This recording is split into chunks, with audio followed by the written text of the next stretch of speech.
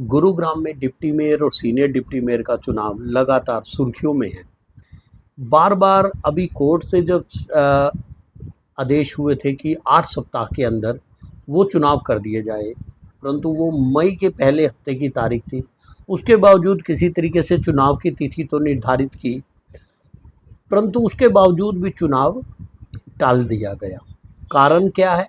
Mayor की अनुपस्थिति, उनके अस्वस्थ होने की वजह से।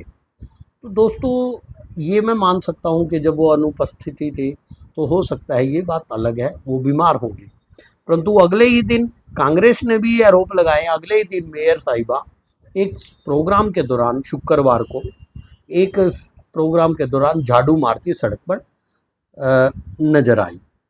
तो अब क्या यही कारण है? क्या वास्तव में डिप्टी मेयर और सीनियर डिप्टी मेयर गुरुग्राम में, जब उस कंडीशन में जब बीजेपी के तमाम, अगर मैं बात करूंगा, पूरा पूर्ण बहुमत है, उसके बावजूद नामों पर विवाद होने की वजह से, सूत्र बता रहे हैं कि नाम के विवाद होने की वजह से ये चुनाव टाला गया। अब उसके कुछ कारण हो सकते हैं, या तो नाम पर असहमति होना, या जो चुनाव में निर्दलीय चुनाव जो लड़के 10 पार्षद निकले थे उनमें से विवाद अड़ गया हो कि किन में से भी एक पार्षद मनोनीत होना चाहिए। तीसरी बात, दल बदल खेमे की वजह से, अगर मैं बात करूं, 2 दल है, नरबीर का और राव इंद्रजीत का। कहीं ना कहीं ऐसा महसूस हो रहा है कि दोनों ने अपने अपने नाम सुझाए हों, और इस वजह से, या आप ये लगा लीजिए किसी, या एक्चुअल कारण मेयर की अनुपस्थिति, अस्वस्थ होना।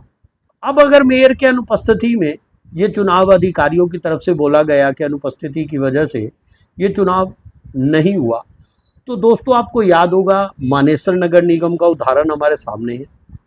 मानेसर नगर निगम में क्या हुआ था? 20 सदस्यों में से 12 ही सदस्य बीजेपी के समर्थक, सदन की बैठक की गई, मेयर वहां पर भी अनुपस्थित थी। अब क्या हुआ? वहां पर सर्वसम्मति से निर्णय लिया गया। जब वहां पर मेयर की अनुपस्थिति से बीजेपी, अगर मैं बात करूंगा, वहां पर सीनियर मेयर, डिप्टी मेयर और डिप्टी मेयर का चुनाव हो गया, तो क्या गुरुग्राम में ऐसा नियम क्यों नहीं हुआ? तो ये वाकई में एक कारण था या एक बहाना था? ये आप कमेंट बॉक्स में जरूर बताएं। अब दोस्तों, बात आती है एक महत्वपूर्ण क्वेश्चन की।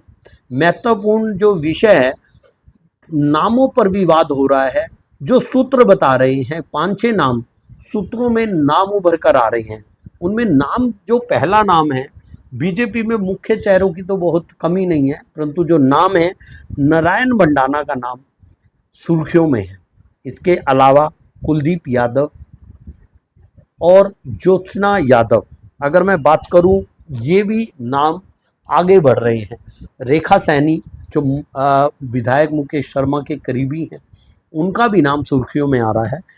और अब निर्दलीय जो विधायक है, वह पार्षद हैं, उनमें जो महावीर यादव है, उनका भी नाम लगातार आगे बढ़ रहा है कि कहीं ना कहीं वो भी इस सूची में आगे हो रहे हैं। इसके अलावा जो विकास यादव है, उनका भी नाम आ रहा है। अब आप कमेंट बॉक्स में ये भी बताइए कि क्या इनमें से ही डिप्टी मेयर और deputy mayor, senior deputy mayor आएंगे?